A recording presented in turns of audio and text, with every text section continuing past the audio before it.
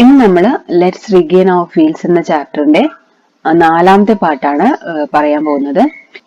ഈ ഭാഗത്തിൽ നമ്മൾ ഇനിയുള്ള ബാക്കിയുള്ള ടോപ്പിക്സും അതുപോലെ ടെക്സ്റ്റിന്റെ ബാക്കിലുള്ള ലാസ്റ്റ് പാർട്ടിലുള്ള ആക്ടിവിറ്റീസുമാണ് ഡിസ്കസ് ചെയ്യാൻ പോകുന്നത്.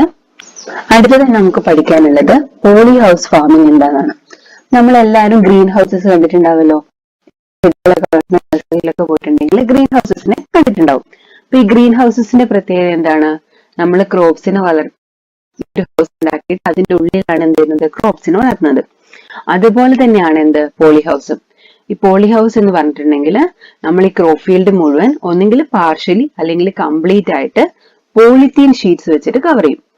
പോളിത്തീൻ ഷീറ്റ്സ് വെച്ച് കവർ ചെയ്യുന്നതുകൊണ്ടാണ് നമ്മൾ ഈ ഹൗസിന് എന്ത് പേരിട്ടിരിക്കുന്നത്? പോളി ഹൗസ് ഫാമിംഗ് എന്ന് പറയുന്നത്. അപ്പൊ ഈ ഷീറ്റ്സ് വെച്ച് കവർ ചെയ്യുമ്പോഴുള്ള പ്രത്യേകത എന്താ വെച്ചാല് ആ കവർ ചെയ്ത് ക്രോപ്പ് ഫീൽഡിനുള്ളിൽ എപ്പോഴും എന്തായിരിക്കും? ടെമ്പറേച്ചറും മോയ്സ്ചറും കോൺസ്റ്റന്റ് ആയിട്ട് റെഗുലേറ്റ് ചെയ്ത് വെക്കാൻ പറ്റും.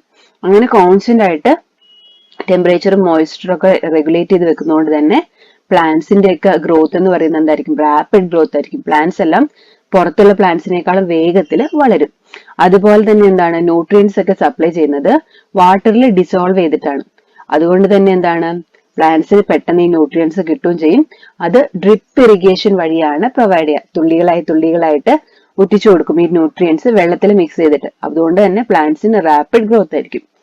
So polyhouse is a special kind of arrangement in which crop field is completely or partially covered by transparent polythene sheets. Since the temperature and moisture in the polyhouse is constantly regulated, the growth of plants become rapid. അതുകൊണ്ട് തന്നെ growth എന്തായിരിക്കും? Rapid ആയിരിക്കും.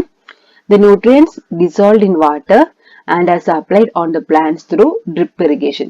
ഇപ്പൊ drip irrigation വഴി എന്ത് ചെയ്യും? Nutrients എല്ലാം വാട്ടറിൽ ഡിസോൾവ് ചെയ്തിട്ട് പ്ലാന്റ്സിന് സപ്ലൈ ചെയ്യും. ഇനി ഇങ്ങനെ നമ്മൾ പോളിത്തീൻ ഷീറ്റ്സ് വെച്ച് കവർ ചെയ്ത് ഹൗസ് ഉണ്ടാക്കുന്നുണ്ടല്ലേ, അഡ്വാൻറ്റേജ് എന്തൊക്കെയാണ്? നമുക്കറിയാം, വെറുതെ തുറന്നിട്ടിട്ടുള്ള ഒരു ഫീൽഡിലാണ് ക്രോപ്സിനെ വളർത്തുന്നതെങ്കിൽ ആ ക്രോപ്സിന് എന്തായിരിക്കും?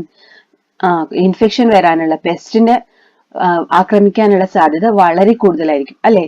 അപ്പൊ ഇങ്ങനെയുള്ള ഹൗസസിൽ എന്താണ്? Pest infestation will also be less. എന്തുകൊണ്ടാണ്? സൈഡ്സ് ഒക്കെ പോളിത്തീൻ ഹൗസിന്റെ എന്താണ്? നെറ്റ് വെച്ച് കവർ ചെയ്തിട്ടുണ്ടാവും. അതുകൊണ്ട് തന്നെ പെസ്റ്റ് ഇൻഫെക്ഷൻ വരാനുള്ള സാധ്യത വളരെ കുറവാണ്. അതുപോലെ തന്നെ എന്താണ്? റെഗുലർ ഫീൽഡിൽ വളർത്തുന്നതിനേക്കാളും ക്രോപ്പ് ഫീൽഡ് എന്ന് പറയുന്നത് മെനി ടൈംസ് ഗ്രേറ്റർ ആയിരിക്കും. സാധാരണ ഫീൽഡിലുള്ളതിനേക്കാളും കൂടുതൽ ക്രോപ്പ് ഫീൽഡ് നമുക്ക് ഒരു പോളി ഹൗസ് ഫാമിങ്ങിന്റെ ഉള്ളിൽ നിന്ന് കിട്ടും. പോളി ഹൗസ് ഫാമിങ്ങിന്റെ അഡ്വാൻറ്റേജസ് എന്തൊക്കെയാണ്? Pest infestation will be less, then crop field is many times greater than that of regular field. Regular ഫീൽഡിനേക്കാളും വളരെ കൂടുതൽ എന്ത് കിട്ടും? ക്രോപ്പ് ഫീൽഡ് കിട്ടും. Next type of farming is precision farming. Precision farming എന്നതോട് ഉദ്ദേശിക്കുന്നത് എന്താ വെച്ചാല് നമ്മൾ എന്ത് ചെയ്യുന്ന വെച്ചിട്ടുണ്ടെങ്കിൽ ആ സോയിലില് എന്തെങ്കിലും നടുന്നതിന് മുമ്പ് സോയിലിന്റെ എല്ലാ കാര്യങ്ങളും നന്നായിട്ട് ടെസ്റ്റ് ചെയ്യും. അപ്പൊ എന്തൊക്കെ കാര്യങ്ങളാണ് ടെസ്റ്റ് ചെയ്യാന്ന് വെച്ചിട്ടുണ്ടെങ്കിൽ നേച്ചർ ഓഫ് സോയിൽ ഏത് തരത്തിൽപ്പെട്ടതാണ്? അസിഡിക് നേച്ചർ ആണോ? ഏത് നേച്ചറാണ് സോയിലിനുള്ളത്? അതുപോലെ സോയിലിൽ എന്തൊക്കെ എലിമെന്റ്സ് ആണ് ഉള്ളത്? സോയിലിന്റെ pH, സോയിലിൽ എത്രമാത്രം വാട്ടറിന്റെ പ്രസൻസ് ഉണ്ട് എന്നതൊക്കെ ആദ്യം എന്ത് ചെയ്യും? മോഡേൺ ടെക്നോളജീസ് വെച്ചിട്ട് അതുപോലെ എക്യുപ്മെന്റ്സ് ഒക്കെ വെച്ചിട്ട് ടെസ്റ്റ് ചെയ്യും. എന്നിട്ട് ആ സോയിലിന് ഏതാണോ നടാൻ പറ്റിയ ക്രോപ്പ്, ആ സോയിലിന് ഏറ്റവും അനുയോജ്യമായ ക്രോപ്പ് ഏതാണോ അതിനെ തിരഞ്ഞെടുത്തിട്ട് അതിനെയാണ് നമ്മൾ എന്ത് ചെയ്യുക? അവിടെ കൾട്ടിവേറ്റ് ചെയ്യാം. പിന്നെ എന്ത് ചെയ്യും? നമ്മൾ കൾട്ടിവേറ്റ് ചെയ്തതിനു ശേഷം ആ ക്രോപ്പിന് മൊത്തം എന്ത് ചെയ്യും? പോളിത്തീൻ ഷീറ്റ് വെച്ചിട്ട് കവർ ചെയ്യും. അങ്ങനെ കവർ ചെയ്യുന്നതിനുള്ള അഡ്വാൻറ്റേജ് നമ്മൾ കണ്ടു എന്നതാണ്. എന്താണ്? വീഡ്സിനെ നമുക്ക് കൺട്രോൾ ചെയ്യാൻ പറ്റും.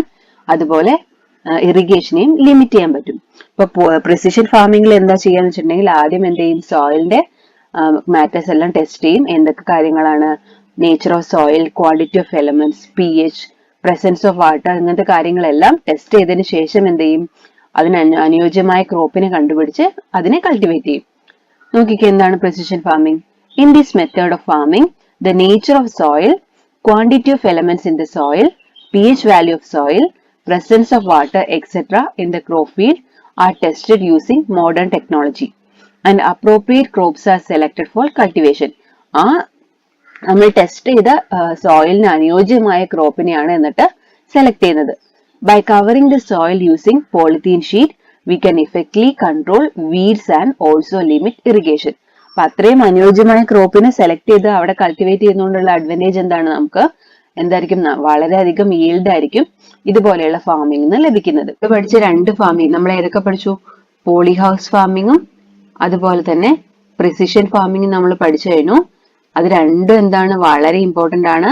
എപ്പോഴും ചോദിക്കാറുള്ള ചോദ്യങ്ങളാണ്. എന്താണ് what is poly house farming, അതുപോലെ what is precision farming, then what are the advantages of poly house farming, അങ്ങനത്തെ കാര്യങ്ങളൊക്കെ.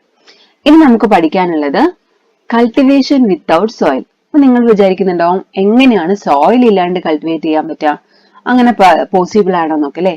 എന്നാൽ എന്താണ് കൾട്ടിവേഷൻ വിത്തൗട്ട് സോയിൽ എന്ന് പറയുന്നത് പോസിബിൾ ആണ്. അതിന് എക്സാമ്പിൾസ് ആണ് ആരൊക്കെ? എയറോപോണിക്സും ഹൈഡ്രോപോണിക്സും. നിങ്ങൾ കേട്ടിട്ടുണ്ടോ എയറോപോണിക്സ് ഹൈഡ്രോപോണിക്സ് എന്നൊക്കെ?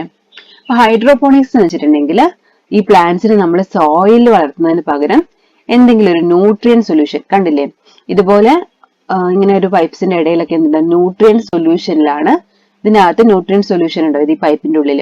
ഈ ന്യൂട്രിയൻ സൊല്യൂഷനിൽ എന്ത് ചെയ്യും, പ്ലാന്റ്സിനെ വളർത്തിയെടുക്കുന്ന രീതിക്കാണ് നമ്മൾ എന്തെന്ന് പറയുന്നത്, ഹൈഡ്രോപോണിക്സ്. ശ്രദ്ധിക്കേണ്ട കാര്യം ഹൈഡ്രോപോണിക്സും എയറോപോണിക്സും എന്താണ്, soils R cultivated without soil ആണ്. മണ്ണില്ലാതെ നമ്മൾ കൃഷി ചെയ്യുന്ന രീതിക്ക് ഉദാഹരണങ്ങളാണ് എയറോപോണിക്സും ഹൈഡ്രോപോണിക്സും. ഹൈഡ്രോപോണിക്സിൽ എങ്ങനെ നമ്മൾ വളർത്തുന്നത്, ന്യൂട്രിയൻ സൊല്യൂഷനിലാണ് വളർത്തുന്നത്. എന്നാൽ എയറോപോണിക്സിൽ എങ്ങനെയാ വളർത്തുന്നത് വെച്ചിട്ടുണ്ടെങ്കിൽ കണ്ടില്ലേ, ഇതാണ് എയറോപോണിക്സിന്റെ ചിത്രം.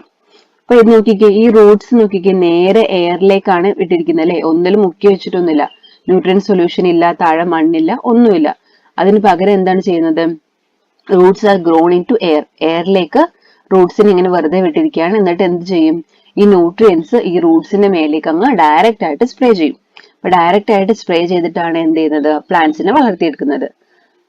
നോക്കാം നമുക്ക്. In hydroponics plants are grown in nutrient solution, നമ്മൾ കണ്ടു ഈ രീതി. ഇനി നോക്കിക്കേ, in aeroponics plants are grown in such a way that the roots grown into air and nutrients are spray directly on roots. റൂട്ട്സിനെ എവിടേക്ക് വിട്ടു, ഈ എയറോപോണിക്സില് ഡയറക്റ്റ് ആയിട്ട് എയറിലേക്കാണ് ഇങ്ങനെ തുറന്നു വിട്ടിരിക്കുന്നത്. എന്നിട്ട് എന്ത് ചെയ്യും, ഒരു സ്പ്രേയർ ഉപയോഗിച്ചിട്ട് ഈ റൂട്ട്സിന്റെ മേലേക്ക് ന്യൂട്രിയൻസിനെ ഞങ്ങൾ സ്പ്രേ ചെയ്ത് കൊടുക്കും. അപ്പൊ എന്ത് പറ്റും, നേരിട്ട് റൂട്ട്സ് ഈ ന്യൂട്രിയൻസ് വലിച്ചെടുത്തിട്ട് പ്ലാന്റ്സ് നന്നായിട്ട് വളരും. So cultivation without soil possible ആണ്. എക്സാമ്പിൾസ് ആണ് ആരൊക്കെ, aeroponics and hydroponics. What is hydroponics? In hydroponics plants are grown in nutrient solution, and in aeroponics plants are grown in such a way that their roots grown into air and nutrients are sprayed directly on roots. നമ്മൾ പറയാൻ പോകുന്നത് വളരെ important ആയ ഒരു ചോദ്യമാണ്. What are the advantages of precision farming? വളരെ important ആണ്. എന്തൊക്കെയാണ് പ്രിസിഷൻ ഫാമിംഗിന്റെ അഡ്വാൻറ്റേജസ്? നമ്മൾ കണ്ടിരുന്നു പ്രിസിഷൻ ഫാമിംഗിൽ നമ്മൾ മണ്ണിനെ നന്നായിട്ട് ടെസ്റ്റ് ചെയ്തിട്ടാണ് എന്ത് ചെയ്യുന്നത്, അവിടെ അനുയോജ്യമായ ക്രോപ്പിനെ തെരഞ്ഞെടുത്താണ് ക്രോപ്പിന് നടുന്നത്.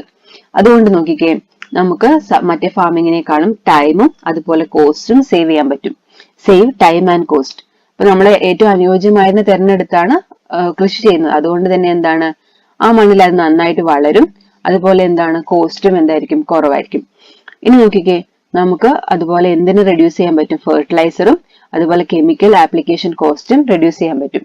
നമ്മൾ പോളിത്തീൻ ഷീറ്റ്സ് വെച്ച് കവർ ചെയ്യുന്നുണ്ട് അല്ലെ. അപ്പോൾ ഓൾസോ നമുക്ക് എന്താണ്, വീഡ്സിന്റെ ഇത് കുറവായിരിക്കും. അതുപോലെ തന്നെ എന്താണ്, ഈൽഡും കൂടുതലായിരിക്കും. അവിടെ നമുക്ക് എഴുതാട്ടോ, ഈൽഡ് കൂടുതൽ ലാസ്റ്റ് പോയിന്റ് ആക്കി ആഡ് ചെയ്യാം.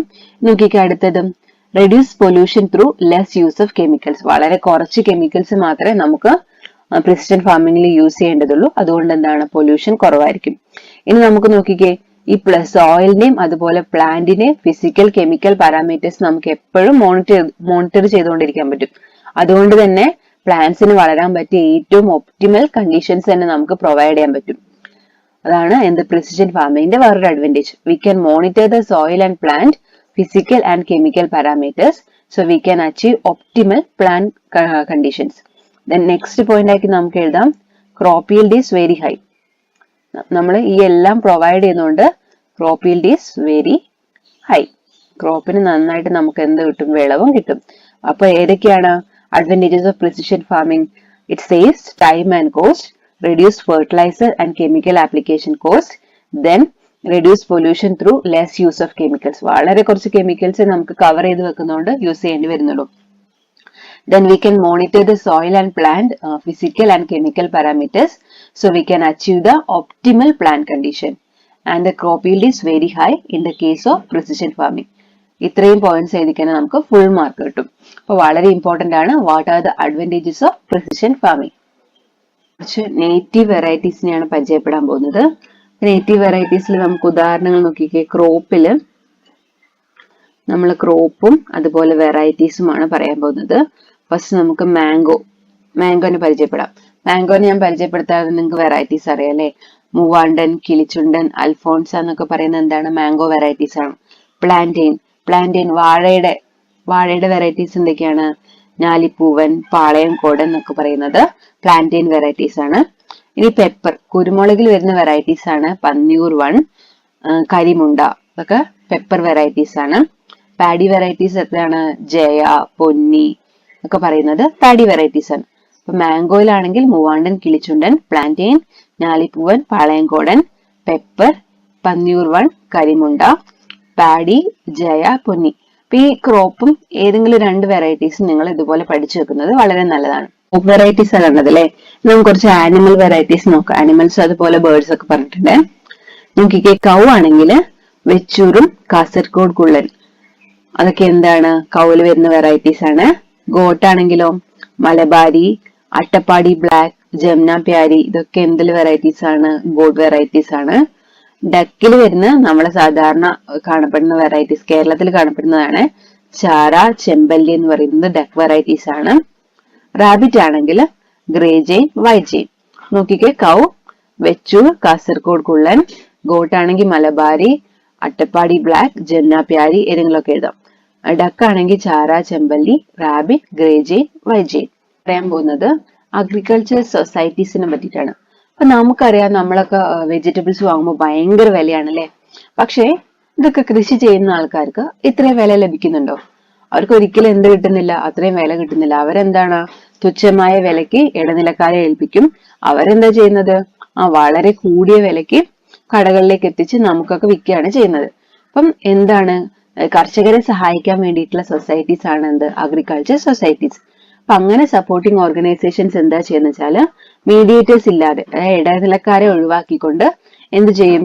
ഈ കർഷകരിൽ നിന്ന് നേരിട്ട് അവർ കൃഷി ചെയ്യുന്ന ഐറ്റംസ് ഒക്കെ സ്റ്റോർ ചെയ്ത് അതിനെന്താണ്? നല്ല മാർക്കറ്റിൽ വിൽക്കുകയാണ് ചെയ്യുന്നത്. അങ്ങനെ വിൽക്കുന്ന സാധനങ്ങളുടെ വില എന്ന് പറയുന്നത് അവർക്ക് അനുയോജ്യമായ ഒരു വില, കർഷകർക്ക് ലാഭം ലഭിക്കുന്ന രീതിയിലുള്ള വിലകൾ പ്രൊവൈഡ് ചെയ്തിട്ട് അവർക്ക് ലാഭം ഉണ്ടാക്കി കൊടുക്കുന്ന ഓർഗനൈസേഷനെയാണ് നമ്മൾ അഗ്രികൾച്ചർ സൊസൈറ്റീസ് എന്നതുകൊണ്ട് ഉദ്ദേശിക്കുന്നത്. നമുക്ക് നോക്കാം. Supporting organisation. Agriculture societies that help farmers to market their products without the help of mediators are on the rise of these days. അപ്പൊ ഇങ്ങനത്തെ നമ്മൾ ഈ സമയങ്ങളിൽ എന്ത് ചെയ്യുന്നുണ്ട്? ഇങ്ങനെയുള്ള അഗ്രികൾച്ചർ സൊസൈറ്റീസ് ധാരാളം ഉണ്ടാകുന്നുണ്ട്. എന്തിനാണ്? ഇടനിലക്കാരിൽ നിന്ന് കർഷകരെ സംരക്ഷിക്കാൻ വേണ്ടിയിട്ട് ധാരാളം അഗ്രികൾച്ചർ സൊസൈറ്റീസ് വരുന്നുണ്ട്. അവരെന്തൊക്കെയാ ചെയ്യാം? The facility for storage of items such as pepper, coconut, arganut, rice, vegetables, etc. is also ensured along with marketing facilities. അപ്പൊ മാർക്കറ്റിംഗ് ഫെസിലിറ്റീസ് മാത്രമല്ല അവർക്ക് പ്രൊവൈഡ് ചെയ്യാം. എന്ത് ചെയ്യുന്നുണ്ട്? അവർ കൃഷി ചെയ്യുന്ന സാധനങ്ങൾ എന്ത് തന്നെയായാലും അവയെ സ്റ്റോർ ചെയ്ത് വെക്കാനുള്ള ഒരു സ്ഥലം കൂടി അവർ പ്രൊവൈഡ് ചെയ്യും. They can sell such stored products when prices are high in the market and make profit. എന്നിട്ട് എന്ത് ചെയ്യും? അങ്ങനെ സ്റ്റോർ ചെയ്തിരിക്കുന്ന പ്രോഡക്റ്റ് എന്താണ്? ഓരോന്നിനും വില കൂടുന്ന സമയം നോക്കിയിട്ട് എന്ത് ചെയ്യും? അത് വിറ്റ് കർഷകർക്ക് ലാഭം ഉണ്ടാക്കി കൊടുക്കും. അവരെന്തും കൂടി പ്രൊവൈഡ് ചെയ്യുന്ന കർഷകർക്ക് വേണ്ട ലോൺസും കൂടെ പ്രൊവൈഡ് ചെയ്യുന്നുണ്ട്. Loans at low interest rates are also made available to them. ഇങ്ങനെയുള്ള അഗ്രികൾച്ചർ ഓർഗനൈസേഷനിൽ ഓൺലൈനിലും ഉണ്ട്. അതായത് നേരിട്ട് എന്ത് ചെയ്യാം? ഫാമേഴ്സിന് ഓൺലൈൻ വഴി അവരുടെ പ്രോഡക്ട്സ് വിൽക്കാം. നമുക്ക് ഇപ്പൊ അറിയാലോ നാച്ചുറൽ ഓർഗാനിക് പ്രോഡക്ട്സിനൊക്കെ ഡിമാൻഡ് എന്താണ്? കൂടിക്കൊണ്ടിരിക്കുകയാണ്. അപ്പൊ ആൾക്കാർ തന്നെ എന്ത് ചെയ്യും? നേരിട്ട് അതിന്റെ പരസ്യം ഇടുന്നതിനനുസരിച്ച് ഓൺലൈനിൽ എന്താണ്? മാർക്കറ്റിംഗ് ചെയ്യാം. അവർക്ക് അതിനനുസരിച്ചിട്ടുള്ള വിലയും ലഭിക്കും. With the rise in demand for organic products, online organizations of farmers are gaining. ഇപ്പൊ ഫാർമേഴ്സിന്റെ ഓൺലൈൻ ഓർഗനൈസേഷൻ എന്താണ്? ഗെയിനിങ് ഇമ്പോർട്ടൻസ്, വളരെയധികം ഇമ്പോർട്ടൻസ് കൂടിക്കൊണ്ടിരിക്കുകയാണ്. ഈ ഓർഗനൈസേഷൻസ് എങ്ങനെയാണ് ഹെൽപ്പ് ചെയ്യുക? These organizations help to identify customers for their quality organic products and ensure higher prices. Quality organic പ്രൊഡക്ട്സും ആയിരിക്കും അവർ പ്രൊവൈഡ് ചെയ്യുന്നത്. അതിനെന്താണ്? കർഷകർക്ക് നല്ല വിലയും എന്താണ്? ലാഭവും ലഭിക്കും, പ്രോഫിറ്റും ലഭിക്കും. അതിന് എന്തായിരിക്കും? നല്ല വിലയും ആയിരിക്കും ഉണ്ടാവുക. അപ്പോൾ ഓൺലൈൻ ഓർഗനൈസേഷൻസ് എന്തിനു വേണ്ടി ഉണ്ടാക്കിയിട്ടുള്ളതാണ്? കർഷകരെ ഇടനിലക്കാരിൽ നിന്നും മീഡിയേറ്റേഴ്സിൽ നിന്നും സംരക്ഷിക്കാൻ വേണ്ടി ഉണ്ടാക്കിയിട്ടുള്ള ഓർഗനൈസേഷൻസ് ആണ്. ഈ ഓർഗനൈസേഷൻസ് വഴി എന്ത് ചെയ്യാൻ പറ്റും? ഓർഗാനിക് ആയിട്ടുള്ള പ്രൊഡക്ട്സിന് ഡിമാൻഡ് കൂടിക്കൊണ്ടിരിക്കുന്ന സമയത്ത് അങ്ങനെ പ്രൊവൈഡ് ചെയ്യാൻ പറ്റും. അതുവഴി കർഷകർക്ക് നല്ല പ്രോഫിറ്റും കിട്ടും. അതുപോലെ ക്വാളിറ്റി ഓർഗാനിക് പ്രൊഡക്ട്സും എന്ത് ചെയ്യാൻ പറ്റും? പ്രൊവൈഡ് ചെയ്യാൻ പറ്റും. കുറച്ച് ക്രൈസിസും അതിനെങ്ങനെയൊക്കെയാണ് ഓവർകം ചെയ്യുക, എന്തൊക്കെ പോസിബിലിറ്റീസ് ആണ് അതിനെ ഓവർകം ചെയ്യാനുള്ളത് എന്നതിനെ പറ്റിയിട്ടാണ്. അപ്പൊ ആദ്യം നമുക്ക് ക്ലൈമറ്റ് ചേഞ്ച്. ഇപ്പൊ ക്ലൈമറ്റ് ചേഞ്ച് ഒരു വല്ലാത്ത ക്രൈസിസ് ആണല്ലേ. അപ്പൊ ഇടയ്ക്കിടയ്ക്ക് മാറിക്കൊണ്ടിരിക്കുന്ന ക്ലൈമറ്റ് ചേഞ്ചിനെ അതിജീവിക്കാൻ വേണ്ടി എന്തൊക്കെ പോസിബിലിറ്റീസ് നമുക്കുണ്ട്? നമുക്കൊന്നെങ്കിൽ പോളി ഹൗസ് ഫാമിംഗ് പ്രൊവൈഡ് ചെയ്യാം, അല്ലെങ്കിൽ ഹൈഡ്രോപോണിക്സോ എയറോപോണിക്സ് പോലെയുള്ള മെത്തേഡ്സ് ഒക്കെ അഡോപ്റ്റ് ചെയ്യാം. ദെൻ എൻവയോൺമെന്റൽ ഡിസ്ട്രക്ഷൻ ആൻഡ് ഹെൽത്ത് പ്രോബ്ലംസ്. ഇപ്പൊ എൻവയോൺമെന്റൽ ഡിസ്ട്രക്ഷനും ഹെൽത്ത് പ്രോബ്ലംസും ഒക്കെ ആണെങ്കിൽ നമുക്ക് അതിനെ എങ്ങനെ ഓവർകം ചെയ്യാൻ പറ്റും? സയന്റിഫിക് ആപ്ലിക്കേഷൻ ഫെർട്ടിലൈസേഴ്സിന്റെ സയന്റിഫിക് ആപ്ലിക്കേഷൻ പ്രൊവൈഡ് ചെയ്യാൻ പറ്റും. അതുപോലെ നമ്മൾ IPM പഠിച്ചു അല്ലെ, integrated pest management. Integrated pest management വഴി ഈ പ്രോബ്ലം ഒരു ഇതൊക്കെ നമുക്ക് സോൾവ് ചെയ്യാൻ പറ്റും. അതുപോലെ തന്നെയാണ് എന്ത്? Organic waste disposal. ഈ 3 മെത്തേഡ്സ് വഴി എന്ത് ചെയ്യാൻ പറ്റും? ഒരു പരിധി വരെ നമുക്ക് എൻവയോൺമെന്റൽ ഡിസ്ട്രക്ഷനെയും ഹെൽത്ത് പ്രോബ്ലംസിനെയും ഓവർകം ചെയ്യാൻ പറ്റും. ദെൻ കോസ്റ്റ് ഓഫ് പ്രൊഡക്ഷനിൽ വരുന്ന കോസ്റ്റ്, അപ്പൊ അതിന് കുറയ്ക്കാൻ വേണ്ടി നമുക്ക് ഏതൊക്കെ മെത്തേഡ്സ് അഡോപ്റ്റ് ചെയ്യാം? മൈക്രോബിയൽ ഫെർട്ടിലൈസേഴ്സ് യൂസ് ചെയ്യാം. ഇന്റഗ്രേറ്റഡ് ഫാമിംഗ് ഒക്കെ പ്രൊവൈഡ് ചെയ്താൽ എന്താണ്? പ്രൊഡക്ഷന്റെ കോസ്റ്റ് നമുക്ക് റെഡ്യൂസ് ചെയ്യാം. ഇനി അടുത്ത ക്രൈസിസ് ആണ് ക്രോപ്പ് ലോസ്. ക്രോപ്പിന് വരുന്ന ലോസ് നമുക്കറിയാം എന്താണ്? ക്രോപ്സിന് ധാരാളം ഇൻഫെസ്റ്റേഷൻസ് ഒക്കെ വരുന്നുണ്ട്. അപ്പൊ അതിൽ നിന്ന് ക്രോപ്സിന് പ്രൊട്ടക്ട് ചെയ്യാൻ വേണ്ടിയിട്ട് നമുക്ക് ഏതൊക്കെ ഫാമിംഗ് മെത്തേഡ്സ് അഡോപ്റ്റ് ചെയ്യാൻ പറ്റും? Poly house farming, precision farming ഒക്കെ അഡോപ്റ്റ് ചെയ്താൽ എന്താണ്? ഈ ക്രോപ്സിന് വരുന്ന ഇൻഫെസ്റ്റേഷൻ ഒക്കെ എന്തായിരിക്കും? വളരെ കുറവാണെന്ന് നമ്മൾ കണ്ടു കഴിഞ്ഞു. ഇനി സ്പേസ് ഇല്ലാത്ത അവസ്ഥ, അതായത് ലാക്ക് ഓഫ് സ്പേസിന് നമുക്ക് എന്താണ് അഡോപ്റ്റ് ചെയ്യാൻ പറ്റിയ നല്ല മെത്തേഡ്സ് ആണ് ഇതൊക്കെ? ഹൈഡ്രോപോണിക്സും എയറോപോണിക്സും. കാരണം ഇതിന് രണ്ടിനും എന്താവശ്യമില്ല? സോയിൽ ആവശ്യമില്ല. അതുപോലെ തന്നെ നമുക്ക് മുറ്റത്തൊന്നും നടാനില്ലെങ്കിൽ നമുക്ക് എന്താ ടെറസ് കൾട്ടിവേഷൻ ഒക്കെ ചെയ്യാം. ഇതൊക്കെ എന്താണ്? ലാക്ക് ഓഫ് സ്പേസിൽ നിന്ന് നമുക്ക് ഓവർകം ചെയ്യാൻ പറ്റും. ദെൻ ഫോൾ ഇൻ പ്രൈസ്, വിലയിൽ വരുന്ന ഇടിവിൽ നിന്ന് ഫാമേഴ്സിന് പ്രൊട്ടക്ട് ചെയ്യാൻ വേണ്ടിയിട്ടാണ് എന്ത് ചെയ്യുന്നത്? ഫാമേഴ്സിന്റെ സൊസൈറ്റീസ്, അതുപോലെ നമ്മൾ ഓൺലൈൻ മാർക്കറ്റിംഗ് ഓർഗനൈസേഷൻസ് ഇതൊക്കെ കണ്ടുവരും. അപ്പൊ ക്ലൈമറ്റ് ചേഞ്ച് ആണെങ്കിൽ നമുക്ക് എന്ത് പ്രൊവൈഡ് ചെയ്യാം? പോളി ഹൗസ് ഫാമിങ്ങും ഹൈഡ്രോപോണിക്സും പ്രൊവൈഡ് ചെയ്യാം. എൻവയോൺമെന്റൽ ഡിസ്ട്രക്ഷൻ ഹെൽത്ത് പ്രോബ്ലംസ് ഒക്കെ ആണെങ്കിൽ എന്താണ്? IPM ഓർഗാനിക് വേസ്റ്റ് ഡിസ്പോസൽ ഒക്കെ നമുക്ക് അഡോപ്റ്റ് ചെയ്യാം.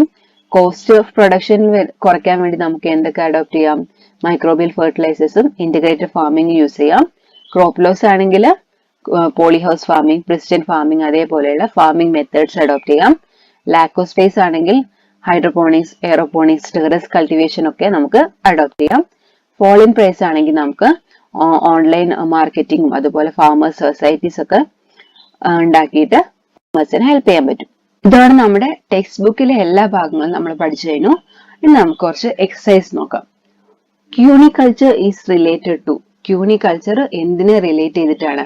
Keeping of honey bees, rearing of rabbits, cultivation of fruits and vegetables, rearing of fish. എന്താണ് ക്യൂണിക്കൾച്ചർ എന്ന് പറയുന്നത്? Cuniculture is the rearing of rabbits ആണ്. റെയറിംഗ് ഓഫ് റാബിറ്റ്സിന് പറയുന്ന പേരാണ് ക്യൂണിക്കൾച്ചർ. അപ്പൊ ഇവിടെ നമുക്ക് ഒരു ക്വസ്റ്റ്യൻ ഇതുപോലെ ചോദിച്ചിട്ടുള്ളൂ. അപ്പൊ എല്ലാ കൾച്ചറും എന്താണ്? വളരെ ഇമ്പോർട്ടന്റ് ആണ്. എപ്പിക്കൾച്ചർ, സെറികൾച്ചർ, ഹോർട്ടിക്കൾച്ചർ അങ്ങനെ പറഞ്ഞ എല്ലാ കൾച്ചറും എന്താണ്? വളരെ ഇമ്പോർട്ടന്റ് ആണ്. അപ്പൊ cuniculture is the rearing of rabbits. Question, high quality hybrid varieties provide high yield. Then what is the need of native varieties? Record your response to the statement. നമുക്ക് നല്ല ഈൽഡ് കിട്ടുന്ന ഹൈബ്രിഡ് വെറൈറ്റീസ് ധാരാളം ഉണ്ടാക്കാൻ പറ്റും. അങ്ങനെയാണെങ്കിൽ നമ്മളെ native വെറൈറ്റീസിന്റെ ആവശ്യം എന്താണെന്നാണ് ചോദിച്ചിട്ടുള്ളത്. അപ്പൊ നമുക്കറിയാം നേറ്റീവ് വെറൈറ്റീസ് എന്ന് പറയുന്നത് നമ്മുടെ നാട്ടിൽ എപ്പോഴും കാണപ്പെടുന്ന എളുപ്പം ഉണ്ടാവുന്ന വെറൈറ്റീസ് ആണ്.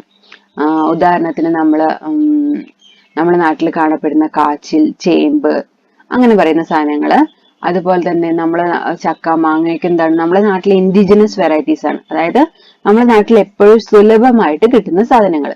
ഇവയുടെയൊക്കെ പ്രത്യേകത എന്താണ്? നമ്മുടെ നാട്ടിലെ ക്ലൈമറ്റിനെയും അതുപോലെ ഇവിടെയുള്ള സോയിലിന്റെ ടെക്സ്ചറിനെയൊക്കെ അതെന്താണ്? അതിന് അനുയോജ്യമായ വിളകളാണ് ഈ പറയുന്ന സാധനങ്ങളൊക്കെ. അപ്പൊ ഇതിനൊക്കെ എന്താണ്? പ്രത്യേക സംരക്ഷണവും ഇതൊന്നും നമ്മൾ കൊടുക്കേണ്ട കാര്യമില്ല. പക്ഷെ നമ്മൾ എന്താണ്? ഇതുപോലെയുള്ള ന്യൂട്രിയൻസ്, ഇതുപോലെയുള്ള ഭക്ഷണത്തിലൊക്കെ എന്താണ്? ഒരുപാട് ന്യൂട്രിയൻസും അടങ്ങിയിട്ടുണ്ട്. അപ്പൊ ഇങ്ങനെയുള്ള കാര്യങ്ങളൊക്കെ നമ്മളെ ഫുഡിൽ നിന്ന് എക്സിറ്റ് ആവുന്നതുകൊണ്ട് നമുക്ക് എന്താ നഷ്ടപ്പെടുന്നത്? ഇതിലൊക്കെയുള്ള ന്യൂട്രിയൻസും അതുപോലെ നമുക്ക് എന്താണ്? ഇത് കൾട്ടിവേറ്റ് ചെയ്യാനും എളുപ്പമാണ്. നമ്മൾ അധികം ശ്രദ്ധയൊന്നും നമ്മൾ ഇതിന് കൊടുക്കേണ്ട കാര്യമില്ല.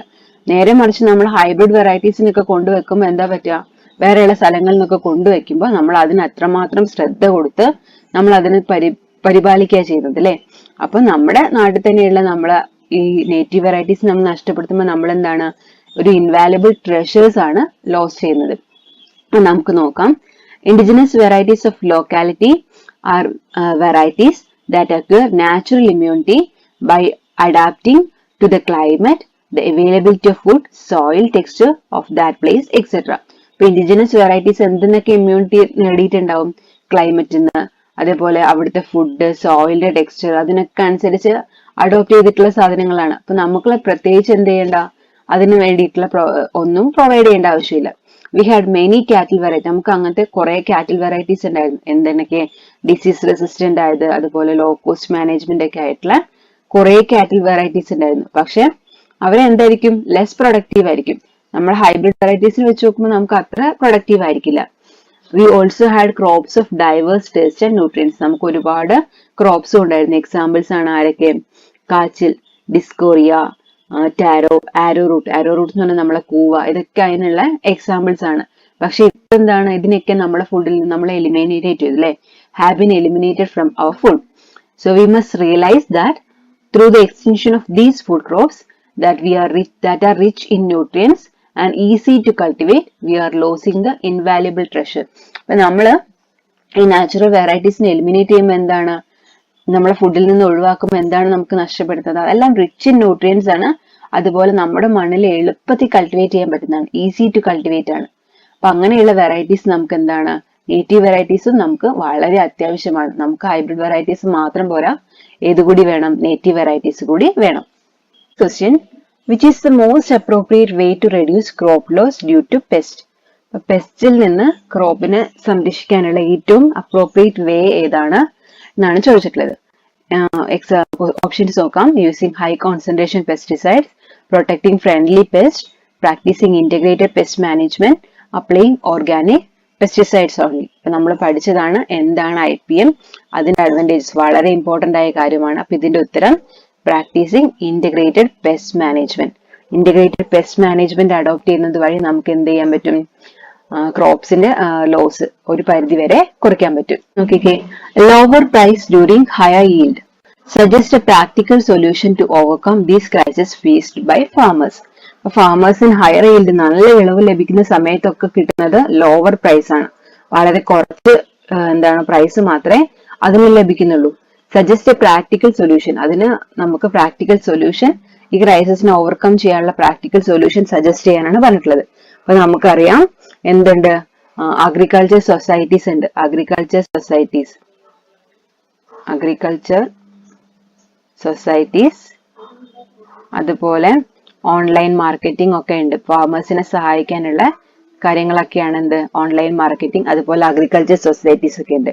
അപ്പൊ നോക്കിക്കേ, collect and distribute resources through farmers societies, ഇതുപോലെയുള്ള അഗ്രികൾച്ചർ സൊസൈറ്റീസും ഓൺലൈൻ മാർക്കറ്റിംഗ് മെത്തേഡ്സ് ഒക്കെ അഡോപ്റ്റ് ചെയ്തിട്ട് എന്ത് ചെയ്യാം, ഈ അവരുടെ റിസോഴ്സസിനെയൊക്കെ ഡിസ്ട്രിബ്യൂട്ട് ചെയ്യുക എന്നുള്ളതാണ് ഈ ക്രൈസിസ് ഓവർകം ചെയ്യാനുള്ള ഒരു മാർഗം.